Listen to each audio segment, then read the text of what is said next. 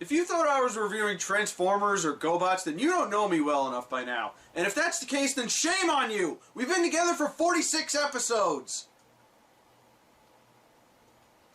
Anyway, today we're looking at Mighty Orbots. A very short-lived animated series from 1984 that got lost in the mix that was the transforming robot craze. This show was a collaboration between American company MGM and Japanese company TMS Entertainment. Now, before I say anything about this show, I have to give it credit for one thing. It has a rockin' 80s theme song! Go, mighty Orbots, they're joining together to fight for what's right everywhere. Mighty Orbots, protecting the world from the shadow of evil and doom. Orbots, champions of justice and truth. Robot roll call! Oh no! Tor, Fort, Bow! Boo! Fresh.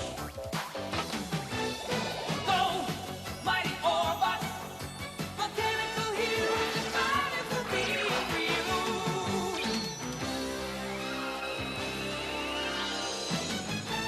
Orbots.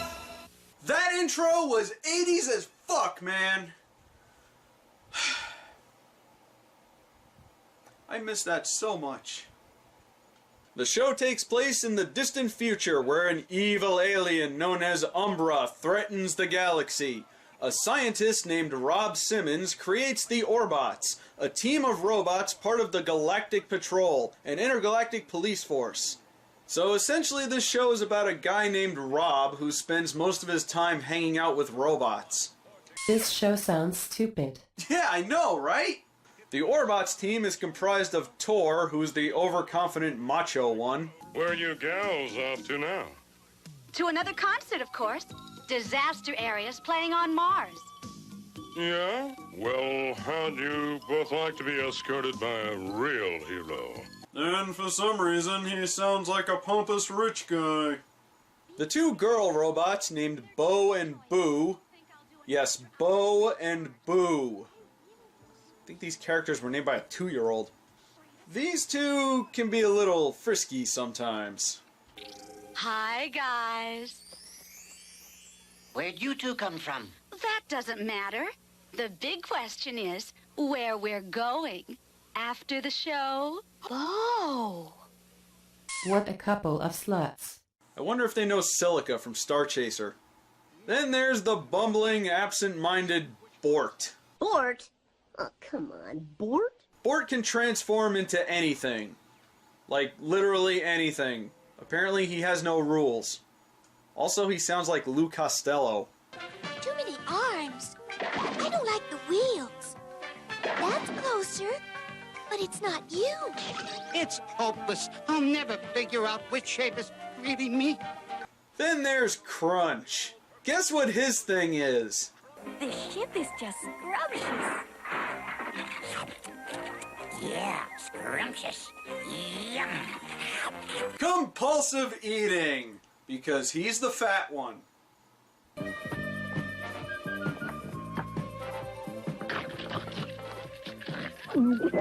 Yum, chocolate. They combine to form the giant robot Mighty Orbots, in a sequence that's every bit as glorious as you'd expect it to be. The final member of the team is Rob's adorable assistant, Ono. Want to know why they call her that? Oh no! Oh no. Oh no! Oh no. Oh no. Oh no! That's right, it's because she's annoying. She's also pretty bossy for something the size of an action figure. She's always barking orders and nagging the rest of the team. It's time for you all to recharge. Back to your battery chambers. Listen, 20 weight. Just because Rob built you first doesn't mean you can boss me around.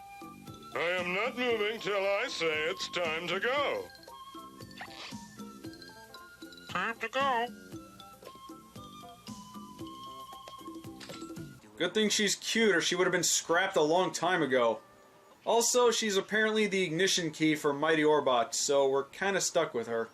The team fights the evil forces of Umbra, who's some kind of giant Lovecraftian floating brain with a vagina for a mouth. I feel like I should be censoring him. Also, he's some kind of supercomputer or something. Yeah, this is about where you'll start to notice some of the problems with the show. For starters, we don't really know much about the bad guy. What exactly is he? Where did he come from? Who made him? Why is he evil? Exactly what the hell is his plan? And that's really the main problem with this show. There's not much substance or backstory. Like, at all. We don't know much about the Galactic Patrol, or Rob, or how he built the Orbots, or anything. So this is one of those shows where you kinda have to let go and enjoy the madness. You know, an 80s cartoon. But there are a lot of things that bug me about this show, like how it seems to borrow from other stuff. That thing Ono uses to run Mighty Orbots kinda looks like that thing R2-D2 uses in Star Wars. They also take a few things from Star Trek. The Galactic Patrol is run by an alien named Rondu who comes from a race of pointy-eared people with psychic powers. So they're kinda like Vulcans, but with a little more personality. A little more personality.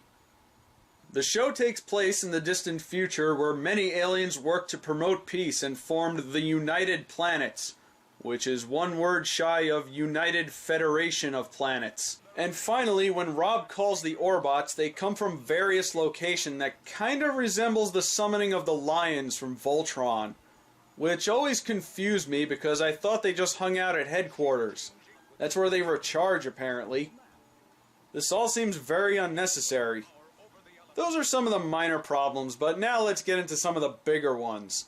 So if you were infuriated by Megatron turning into an itty-bitty pistol in Transformers, wait till you hear this. The robots are about normal human size, right? But when they combine to form Mighty Orbots, it's the size of a skyscraper! How does that even work? We never see them expand or anything, it just kinda happens. And you know what? Megatron I can kinda understand because you can argue he's compacting himself, but with the Orbots they expand and for brief moments you can see inside and it's pretty hollow. That can't be good from a structural standpoint. But the one that bothers me the most is the fact that Rob's identity as the Orbots commander is supposed to be a secret, but it isn't really. See, Rondu knows who he is. They imply that Umbra knows. It seems to be a secret from only one person, Rondu's daughter, Dia. And it's not just that she's the only one that doesn't know, it's also that she hasn't figured it out yet. In one episode, she's talking to Rob about how great the Orbots commander must be, and later on, in the very same episode, she comes face to face with Rob as the Orbots commander and doesn't realize it's the same guy she was talking to a little while ago. Despite having his face clearly visible and Ono is standing right next to him, whom she's seen with Rob before. This doesn't raise any suspicion? The Galaxy Patrol in general seems to be pretty naive. Throughout the series they meet several people that seem friendly, but usually they just end up being one of Umbra's minions. After what he did to the Orbots, I can't believe you'd trust Drennan with the safety of the Galactic Council. Drennan has always been a practical joker, Rob, but he's also a brilliant scientist and a good friend. I trust him completely. Yeah, he seems like a nice guy, and he was a bad guy all along. They seem to depend on Mighty Orbots a little too much, too. In one episode, they get stranded on a planet while a meteor is headed for Galactic Patrol headquarters. And apparently they can't handle this situation. Really? This is the future. There's nothing they can do about this? Another thing I don't like, and this is kind of a personal preference, is that the show has a narrator, Gary Owens. The Shadow Star, a hollow planet so huge it has its own inner sun to warm it. This is the headquarters of Shadow, the most evil organization in the universe. Now don't get me wrong, I love the man's work, but the problem is Gary Owens never shuts the hell up. He has to narrate every little thing that happens. Within the concealed headquarters of the Galactic Patrol, Rondu, the patrol commander, sees the situation and realizes that this is a job for mighty Orbots. Rob activates his Omni suit and is transformed into the Orbots commander. Wow, what a finish! The whole stage is blasting off! How would you like it if your life was constantly pestered by a narrator? Rob awakens from his slumber only to realize that he's slept in and is late for work. Consulting his DVD shelf, Rob considers Kung Fu Dino Posse for a future review, but is having serious doubts. Rob looks into his bathroom mirror, wondering if he should have that mole on his chin looked at.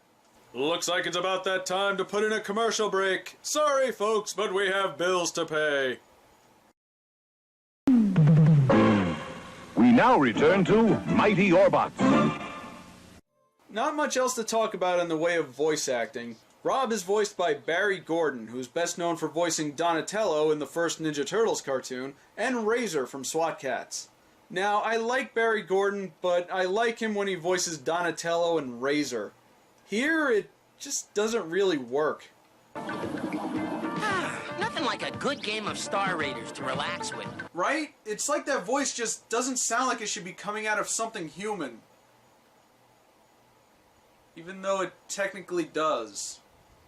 Voice acting great Don Messick plays Rondu. That was a good piece of work in the Emerald Nebula, Rob. Unfortunately, it seems that Shadow is at it again already. We're picking up some strange energy readings from the Duranus sector. The only other one worth noting was the voice of Bo, Sherry Alberoni, who was the voice of Alexandria on Josie and the Pussycats. The rest of the cast never really went on to anything bigger. Some got minor roles, but if you're lucky enough to find an accurate profile for any of them, you'll see a lot of that coveted voice acting role, additional voices. Which is a shame, because all things considered, they were pretty good. So, with all the bad stuff I've said so far, is there anything good about this show? Well, yes there is. For one, the animation. Just look at it. The movement, the facial expressions, the emotion. I can honestly say this is one of the best, if not the best looking cartoons to come out of the 80s. You look at it and you'd think this was a movie with a budget, but no, this was a TV show. It's way better quality than almost everything at the time, like Transformers, even Robotech. And I really hate to say this, but it blows Voltron right out of the water, at least on a technical level. Oh, TMS, where are you when the world needs good 2D animation? Stop making crap like Bakugan! Also, I like how this show doesn't go by typical giant robot tropes, like how each of the robots actually performs a specific function to Mighty Orbots. Tor is the strength, Bort, Bo, and Boo are the weapons, and Crunch is the power source. He converts everything he eats into energy. Yes, him eating all the time is in fact a plot point. I also like that they maintain their individuality when they combine so they can communicate with each other. And take for example when they're in the form of Mighty Orbots. In something like Voltron or Power Rangers or one of those kinds of shows, when they form their giant robot, you know they're gonna win. But oftentimes you'll see the Orbots separate depending on the situation. And when you think about it, attacking as a squad really is a much better strategy in general. Though I can do without their quips. That's a bad reflection on you. This ought to put a crimp in your style.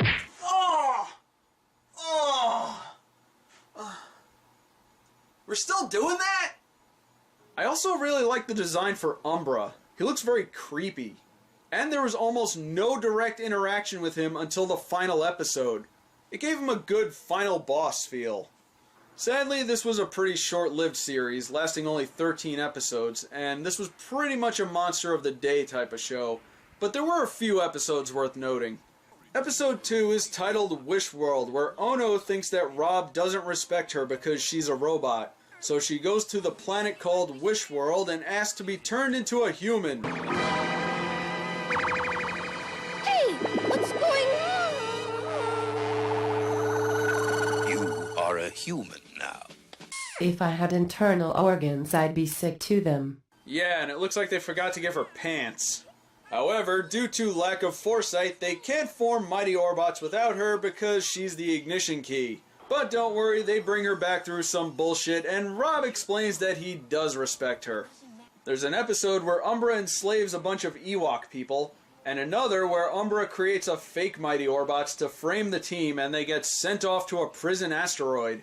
But the one thing I really like about the show is the thing that can save any show from mediocrity. Complete batshit insanity! Some of the things that happen in this show are just so nuts that it totally makes up for any minor complaint. Like when they're fighting this magnetic creature. Rob figures out that magnets can't work in the cold, so they grab it and fly from Earth all the way to the rings of Saturn to freeze it. Then they hurl it into a volcano on some random planet, which for some reason causes the whole planet to explode. Hot damn! My favorite though is when Umbra creates a laser that can destroy the sun. How do they stop it? By outrunning the blast and forcing it back at him. Awesome! So this show might be a little unpolished, but is it worth checking out? Hell yeah, it is! It's very clumsy, there's no doubt about it, but like I said before, this is a show where you just need to let go and enjoy. Don't expect much depth, but you'll be thoroughly entertained. If you want to check them out, at least 6 episodes were released on VHS. I'm amazed I found them all, considering you'll be lucky to find an overpriced former rental copy. People, they're VHS tapes, not bricks of gold. And like I said, this is one of the best looking 80s cartoons I've ever seen. Even the high quality VHS rips I did myself don't do this great animation justice. This show needs a remastered DVD release badly. Unfortunately, there's a problem. The reason this show was so short-lived, and possibly why it wasn't as good as it should have been, was because it was involved in a lawsuit with toy company Tonka. You see, they acquired Godmars, a robot from Bandai that they were going to use for their American toy line, but never did, and accused Mighty Orbots of being a copy of the design. In other words, this show was sued by GoBots! How embarrassing is that? To be sued by a toy line that has robots that turn into rocks. Now, I couldn't find many details about this, nothing to confirm or deny that they did in fact steal the design, but I don't know, I think they look different enough. But regardless, this show is a lot of fun, and if you dig giant robots, I think you'll enjoy it. Man, what a fun show that is. I am in such a good mood. So, what are we reviewing next? Dark Stalker! Ah, shit!